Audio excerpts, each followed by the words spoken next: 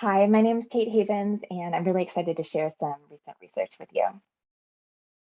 So this study is entitled Infant Carrying in the United States, a survey of current practices, physical and mental health benefits and challenges of baby wearing. And I want to acknowledge my co-authors, Eileen Johnson, Elizabeth Day, Caleb Holdener, and Catherine Starnes. So infant carrying or baby wearing is the use of an ergonomic aid in order to carry baby on the body. In the United States, this has become more popular, but I want to acknowledge that this has a really long history throughout the world in indigenous cultures and really likely dates back to our early hominid ancestors. So I want to acknowledge that while in the United States is more common recently, and we're bringing some new insight into this, baby wearing certainly has a long history in other cultures. The benefits of close physical contact for infants is well documented. So increased mother-infant attachment, increased breastfeeding length, as well as reduced baby agitation have all been documented benefits. But little research has investigated current practices, self-identified health benefits or challenges of the caregivers themselves. So that was really the objective of this study, was to characterize parent and caregivers' current baby wearing practices and to assess the physical and emotional benefits and challenges associated with these practices.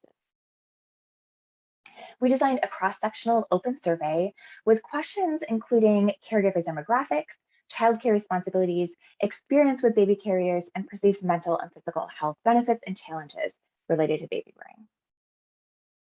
We also used some standardized scales for physical and mental health. Almost 4,000 individuals responded to our survey. The average age was about 33 years old, and almost everyone, 99.1%, identified as a woman. 91% identified as white, 8% Hispanic, and 2% Black. Most were highly educated, so 71% with a college or advanced degree. And most of them had younger children. So about half of them, their youngest children was a year old or younger. So the other half was between 2 and 5 years old. So this demographic indicates that they are women in their 30s, and most identify as highly educated and white. These respondents were really baby wearing enthusiasts who frequently and recently had worn their baby, but that really depended on the age of the child, which makes sense. They're carrying an infant or young baby and newborn much more frequently and recently than a toddler.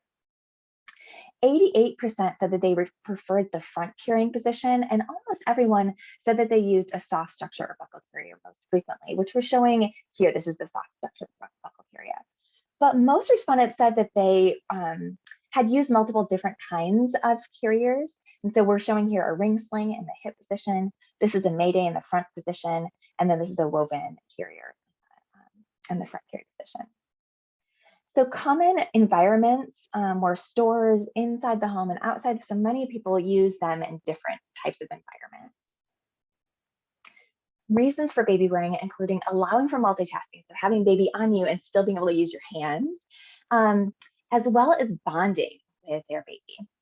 And then challenges included climate. So it can be kind of hot to carry around a baby on yourself, but people really didn't identify mental health challenges related to baby wearing. Eager's baby wearing frequently was associated with some improvements in physical health, including fatigue, insomnia, and interest in sex within the first year of baby's life. And after the first year, not only fatigue, insomnia, and interest in sex showed improvements, but also gastrointestinal symptoms, blood pressure, and self-care were all associated with increased baby wearing frequency. That's kind of exciting.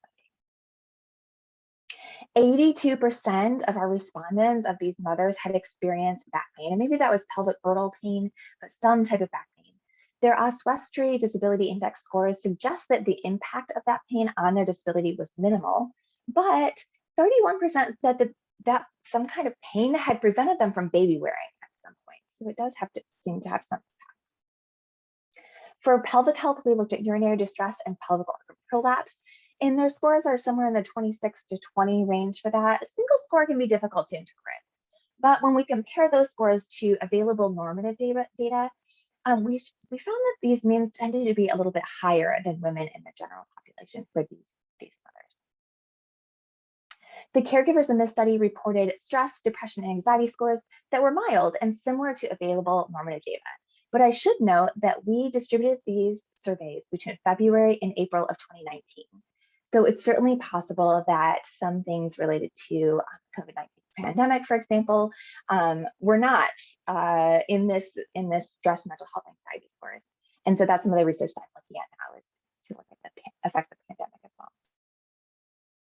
So to conclude, this is really exciting evidence of the benefits and the challenges related not only to baby wearing, but also the lived experience, both physically and mentally, of mothers in the United States.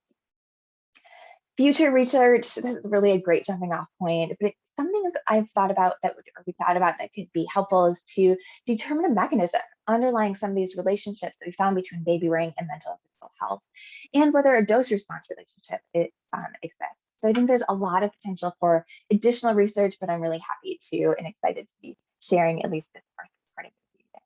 Thanks for listening.